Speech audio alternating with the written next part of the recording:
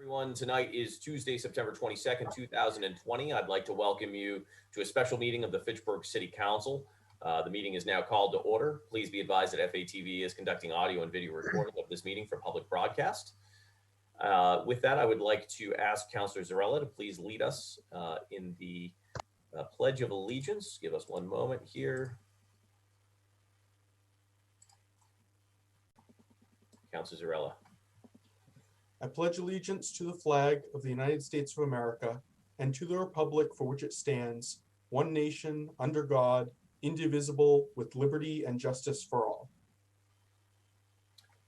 Thank you, Councilor Zarella.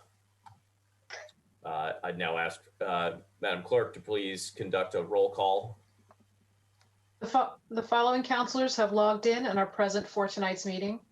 President Kuchmarek, Councilor Boschman, Councilor Kucher, Councilor DiNatale, Councilor Fleming, Councilor Green, Councilor Schultz, Councilor Squalia, Councilor Van Hazinga, Councilor Walsh, and Councilor Zarella. Next, with a motion relative to suspension of the rules, Councilor Zarella. I move suspension of all rules of this body or of our parliamentary authority that are inconsistent with either the remote participation format or the guidances of the state concerning remote participation during the COVID-19 pandemic. Second. I have a motion and second. This will be done by roll call vote. Madam Clerk. Councilor Zarella. Yes. President Kuchmarek. Yes. Councilor Boschman. You're muted, sir. Yes. Thank you. Councilor Kucher. Yes. Councilor DiNatale. Yes. Councilor Fleming. Yes. Councilor Green. Yes. Councilor Schultz. Yes. Councilor Squalia. Yay. Councilor Van Hazinga. Yes. Councilor Walsh. Yes. That is unanimous.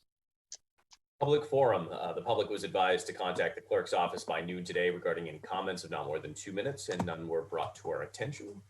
Next, we warrant for a special meeting of the City Council. A special meeting of the City Council will be held on Tuesday, September 22nd, 2020, immediately following the City Council as a whole committee meeting, which follows the Finance Committee meeting scheduled at 6 p.m. Held by the Zoom platform. The agenda will consist of the following, which is a report from a Council as a whole committee meeting, which met earlier this evening and took up matters 181 up to and including 189.20. 181.20 was amended with specific regard to the general fund. A reduction of $3,000 was made. The general fund was amended to reflect this. The new updated total brings us to $134,394,026. 181.20 was adopted as amended, as well as 182 through 189.20, which were each adopted.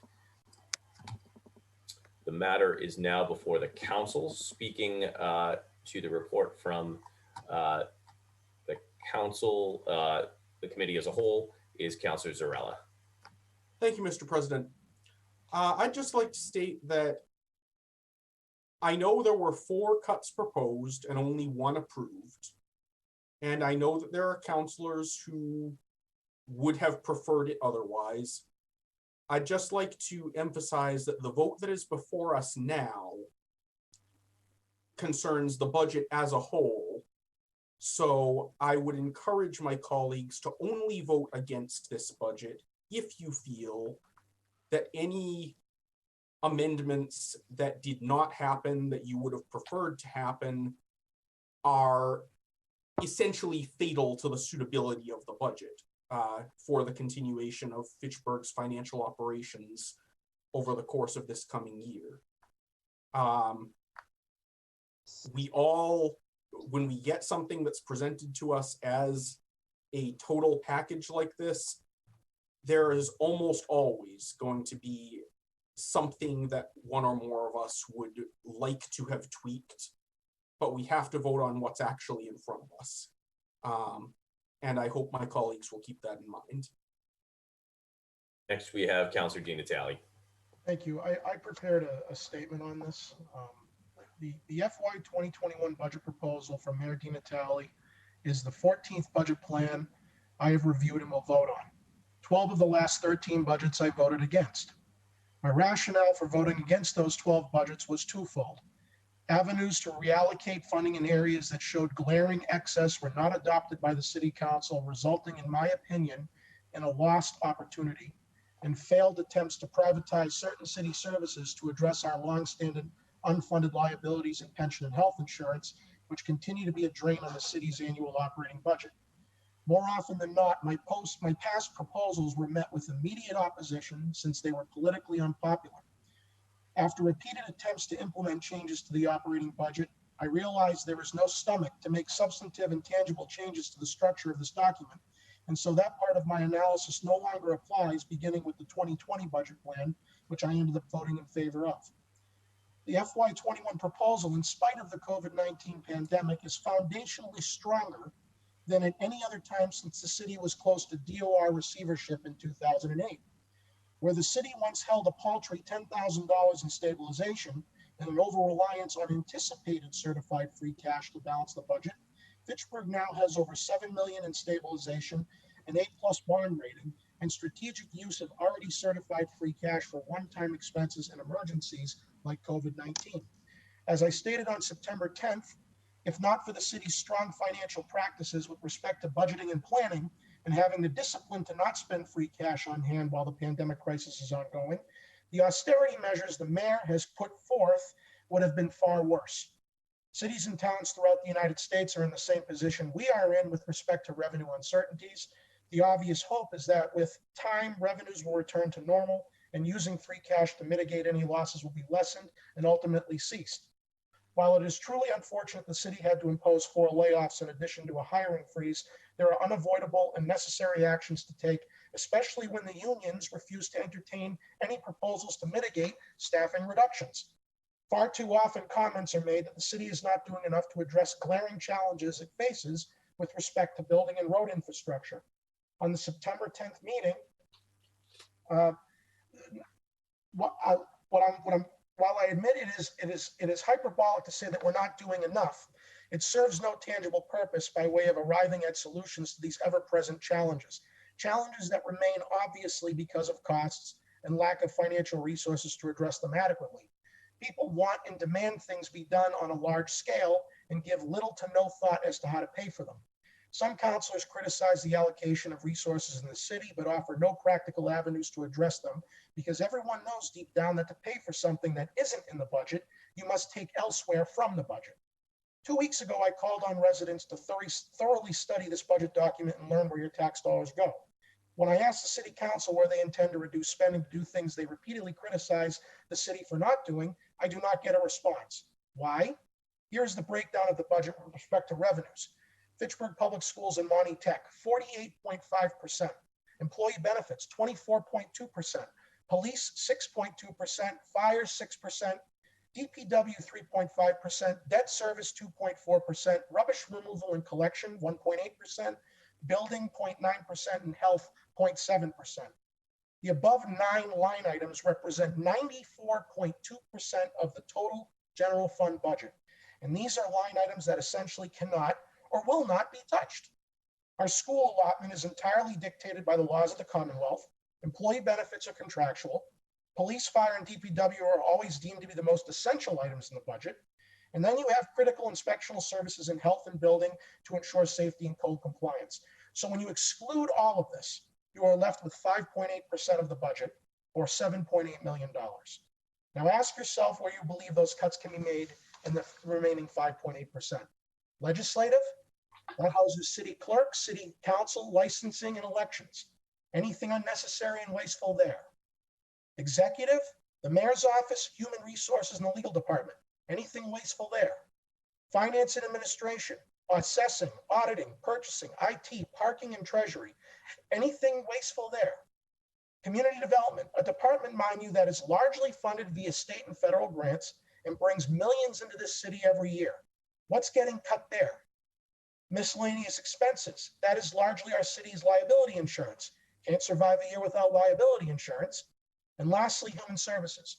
Who wants to put forth cuts to the library, which if it were cut would lose state funding, veterans, senior center, or recreation? So when you look at this entire package, you will find that you will be hard pressed to find any irrelevancies in this budget that would not initiate a firestorm of opposition from either city councilors or members of the public.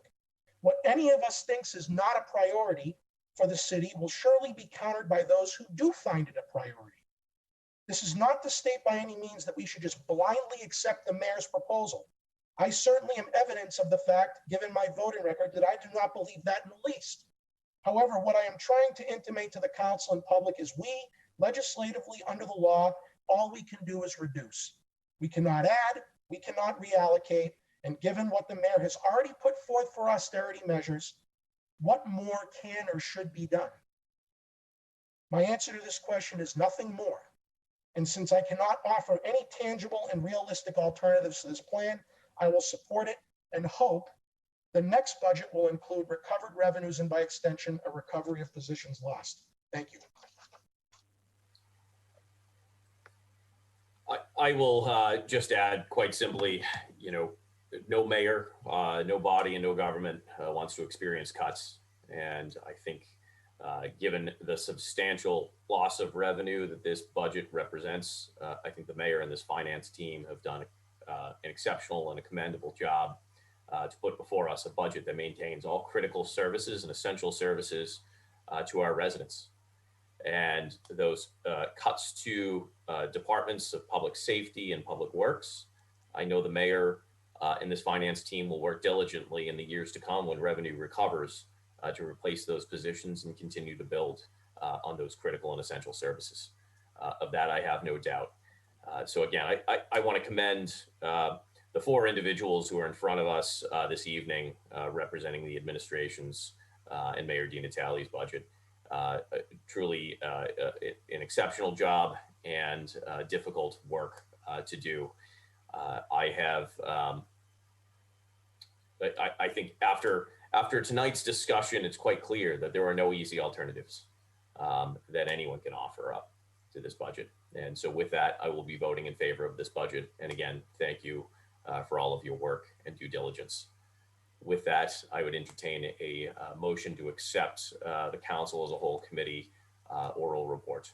So moved. I Seconded. have a motion and second. Speaking on the motion, with that, Madam Clerk, I would ask for you to conduct this by roll call vote. Councilor Zarella, Yes. President Kuchmarek, Yes. Councilor Boishman, Councilor You're Boishman, you're muted. muted. No. Councilor Kucher, Yes. Councilor DiNatale, Yes. Councilor Fleming, Yes. Councilor Green, Yes. Councilor Schultz, Yes. Councilor Squalia, No. Councilor Van Hazinga, Yes. Councilor Walsh. Yes. That is 9-2. It is 9-2. The motion carries. Councilors, before we adjourn, I know the mayor would like to address just one personnel announcement that I believe was brought to this body and announced to the public, and I just want to give him an opportunity to speak. Thank you, Mr. President, and councilors, those who voted in the affirmative for this budget, I appreciate that. We thank you. I want to publicly state how fortunate I am to have the team with me tonight that's worked to put this together. Ann Cervantes, our treasurer, certainly the magician in all of this, the man behind the curtain. Yeah, Calvin Brooks, and honestly, he understands my position on wanting to try to be as conservative as possible. He tells me when it's not a good idea to do something, and that is invaluable when you're in the seat that I'm in. And I guess, and now as a segue, none the least of which I want to thank AJ Tarigny. I know you all are aware of the fact that AJ is moving on. When I hired him, I was taking a chance 5 years ago. as I really knew very, very little about him. And I can tell you that he far exceeded any expectations I had, and I think you probably will agree with that. He was instrumental in most of what we've accomplished here over the 5 years, and goes without saying that he will be sorely missed. And I'm getting a little misty here, but he's going on to bigger and better things. No matter what he does, he'll do well at. He's just that kind of person. So we really, the people of the city of Fitchburg should be very, very grateful to a guy that worked. No one works harder than he does, and he will certainly be missed. But we will prevail. We'll continue, and we'll welcome him back anytime he wants to come back and give some of his expertise, free of charge, of course, back to the city of Fitchburg. So good luck to you, you little. Yeah.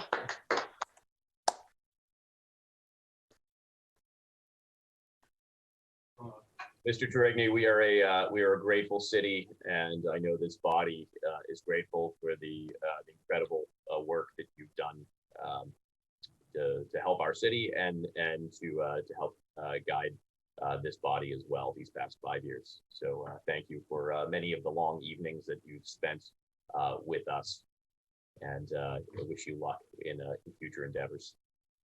Mr. President, Councilor Boschman. does AJ want me to lose his number? I think it was implied that he wants us all to lose. Oh, yeah, yeah, yes.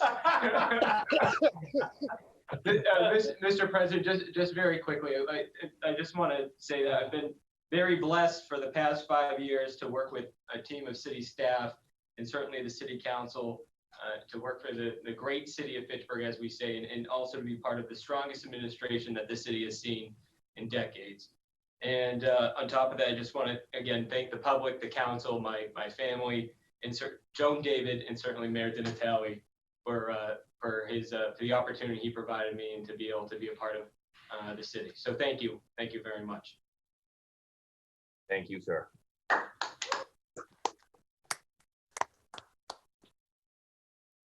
And with that, that concludes our evening's agenda. Motion to adjourn. Second. A motion and second to adjourn. We'll do this by unanimous consent unless there is objection. We are adjourned. Thank you, councilors. Have a good night. Good night, everyone.